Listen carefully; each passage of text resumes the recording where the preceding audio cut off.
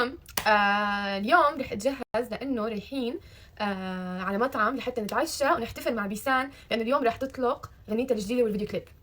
طبعا انا سمعتها من قبل، غنية كتير حلوه، الفيديو كليب واو واو واو، يعني من اجمل الفيديو كليبات اللي عملتهم بيسان، الاجمل صراحه. فحابين نروح معها ونشاركها فرحتها انا وماما والعيله كلياتها.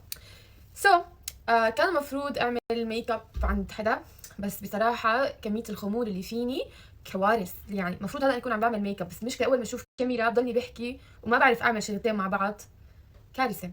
فكميه الخمول اللي فيني اليوم، فصحيت اليوم على الساعه 2 وكنت نايمه ببيت رفيقتي باسكال، وعملنا سليب اوفر واخذت معي كيلو وزر وقعدنا نحكي على العالم وهيك هيك هيك لستة الصبح ما نمنا. المهم نمت عندها وصحيت على 2 واجيت على البيت. انا جيت على البيت فطرت ودخلت بالتخت، يا ريتني نمت، ما عرفت نام، ضليتني على التيك توك وعلى الانستغرام وما سويت شيء. والمفروض انه نحن على 8:30 تكون جاهزه، فان شاء الله الحق. anyway فكميه خمول اليوم، ولاحظته مو بس فيني بالكل، يعني حتى جلال فاق من النوم رجع نام، ما فهمت ليش، هو فاق بس نام. ان شاء الله هيك هلا بنتنشط هنيك. anyway حابه اخبركم انه صار لي 4 ايام قاطعه منتجات السكين كير عن بشرتي كليا، يعني ما عم بستخدم شيء ابدا، لا مرطب ولا تونر ولا اي شيء. يعني بشيل الميك اب وبغسل وشي وبس. وقبل الميك اب هي اول مره بحط، بالعاده كنت بحط هذا من قبل، بس اليوم حابه احطه لانه بيعطيني جلو. فحتى الميك اب بس بحط برايمر، لانه بصراحه حسيت انه بشرتي ما عم بتلحق تعمل هيلينج على البيمبلز اللي عم بيطلعوا لي، حسيت بسبب البرودكتس اللي انا عم بستخدمهم. وسحبت على المنتجات كلياتها، انا اذا بضرب مخي بسحب على كل شيء. فان شاء الله يا رب تكون شيء منيح لإلي مو سيء. على كل حال رح اجربها اسبوع بدنا نشوف شو الوضع. anyway امبارح انتشر اول بودكاست اللي وينه الفاونديشن، قلت لكم ما بعرف اعمل واحكي وينه. اوكي لقيته. امبارح كان فعليا اول بودكاست لإلي بحياتي بعمله.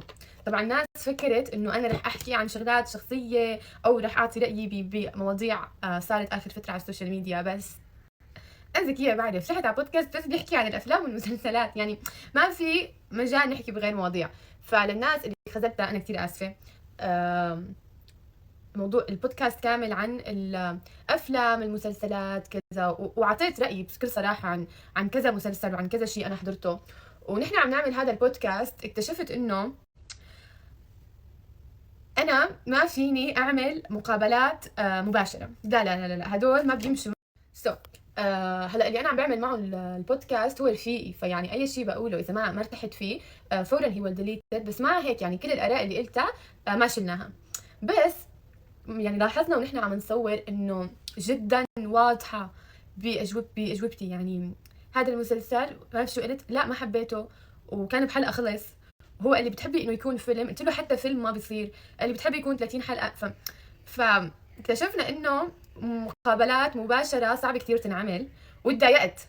يعني تضايقت من فكره انه ليش لازم نفلتر الشغلات اللي بدي اقولها. طب انا رايي بهالشخص، او هي عم بحكي اذا رح اعمل مقابله احكي فيها عن شغلات صايره او مواقف او شيء. يعني تخيلت انه شو ماما لسه. فيعني تخيلت انه انا مثلا عم بعمل انترفيو وسالوني عن موضوع let's say اي نوع من الدراما اللي صار او عن شخص معين او شيء، انه تضايقت انه انا بدي احكي رايي، بس انه ما فيني، ما بقدر اقول اللي انا بشوفه او اللي انا بحس انه صح، لانه لازم نحترم. مع انه عم بقول برايي محترم على فكره، انا كنت انسان محترم، كنت شوفوها عم بمزح، محترمه اكيد، بس قصدي انه الشغلات اللي حقولها اكيد كلها محترمه، يعني ما في شيء بالنطاق هيك خارج النطاق. بس يعني ممكن اذا انا طلعت حكيت رايي بموقف متابعين هذاك الشخص يجنوا ويقوموا ويقعدوا وبدهم يعملوا حملات وشغلات، فبزعل انه الوضع هيك صراحه. امبارح اكتشفته ضايقت كثير. بس بعدين كنت قاعده عم فكر، قلت انه بغض النظر شو ممكن يصير حكي، انه ممكن عن جد بيوم من الايام اطلع واحكي اللي بقلبي، لانه انا انسان جدا انفعالي. فاذا شي يوم شفتوني طالعه عرفوا انا الانفعاليه عندي وصلت مو 100%، وصلت مليون بالمية. ف بس والله المهم عن مين بنحب نحكي. اوكي هيك لا ان شاء الله عن جد في مقابله قريبا رح نحكي كثير كثير كثير كثير كثير كثير كثير قريبا فترقبوا. هلا حطينا فونديشن وكونسيلر والف قصه وقصه. كمان اكتشفت شغله، امبارح قريت كومنت من الكومنتات على البودكاست اللي كنت عملته، طلع انه انا عندي عاده، بس انا ما كنت بعرف، امبارح اكتشفتها وحضرت فيديوهات لحتى اكتشف انه هذا الشيء صح او لا. طلع عندي عاده انه انا بعمل هي، يعني هلا رح نعمل البلاش. اذا بتحضروا في كومنت مكتوب بفرجيكم كل الاوقات اللي انا كنت عم بعمل فيها هي الحركه، وهو الشخص كان متضايق منها. طيب شو اعمل؟ انه الله هيك خلقني عندي عادات انا ما بحس على حالي وبعملها، يعني هدول يعني جسمي الانسان بيحكي، يعني انا لما عم بحرك ايدي هذا جسمي عم بيحكي، فلما بعمل شغلات تكون انه خارجه عن ارادتي فلا تواخذني للشخص اللي كان متضايق. اوكي هلا رح نحط باود. شوفي خربانه الدنيا. تتذكر قلت لكم صرت اعمل هيك وحطها، ولا كثير استفدت على هالقصه. صار الباودر تطلع على وشي احلى ب1000 مره من هذا اللي لما احطها هون وفورا طبطب بالكميه الكبيره، عم تطلع كثير سموث كثير. فلاي بنت تحب الميك اب وهيك بليز، اذا بتحطوا ميك اب كثير اعملوا مثل ما عملكم. اوكي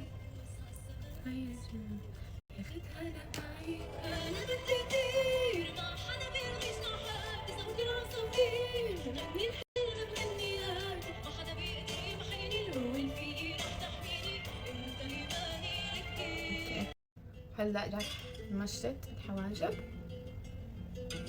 انا حواجبي صايرين عم يفضوا اخر فتره، كثير عم بزعل. عم بفكر اشتري هدول الزيوت اللي بتحطيهم وانتي نايمه، شوفوا هاد، بس مع هيك ما بحب صراحه اعبي حواجبي. بحب انه حواجبي يكونوا مثل ما هن، يعني على طبيعتهم، ما بحب ارسمهم.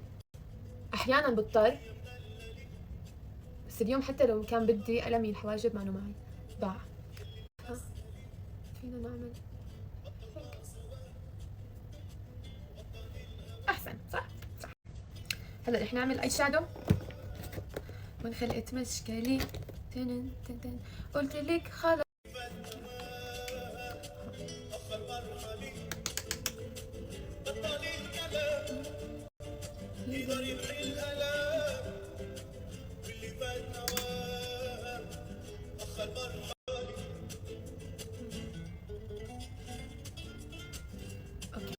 اوكي فهلا رح ناخذ هاد هيك.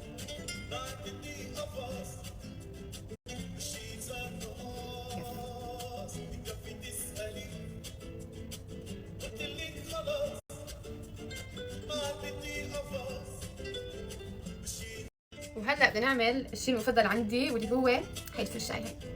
هي جوي هي الفرشاي. رح ناخذ هذا اللون البني ورح ارسم هيك.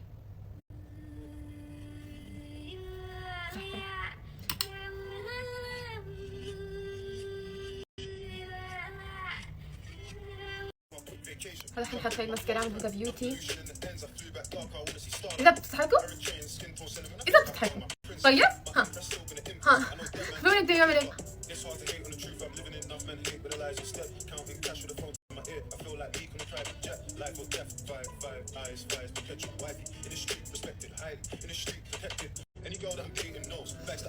رح احط مسكرة لحالي. اوكي كلكم عارفين انه من وقت ما عملت شعري اشقر بطلت احط كونتور، صرت احط بلاش. اذا تذكروا المره الماضيه كنت قلت لكم براش وبلاش. عم بستخدم هاي الباليت ومرقها على كل الشيدز.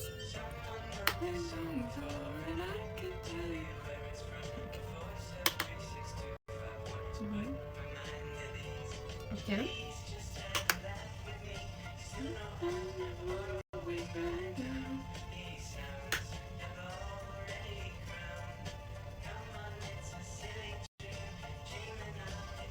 وخلاص بقي اللبستيك بس.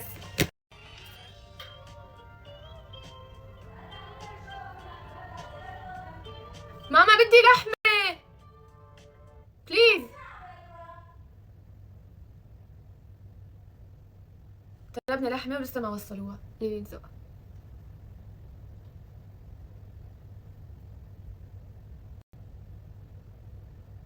لا اغاني مروق.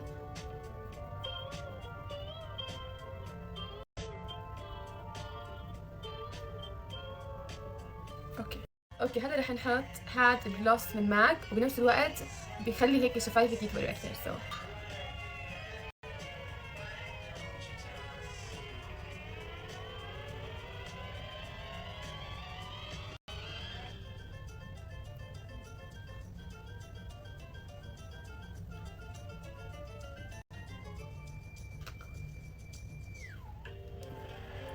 الشارع.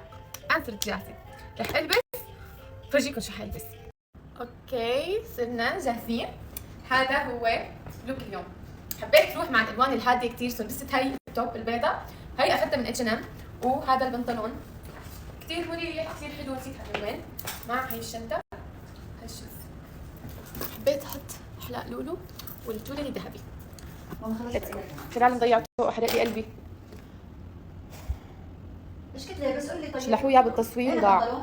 بكره مش يشلحوني شغلات بالتصوير. بيسا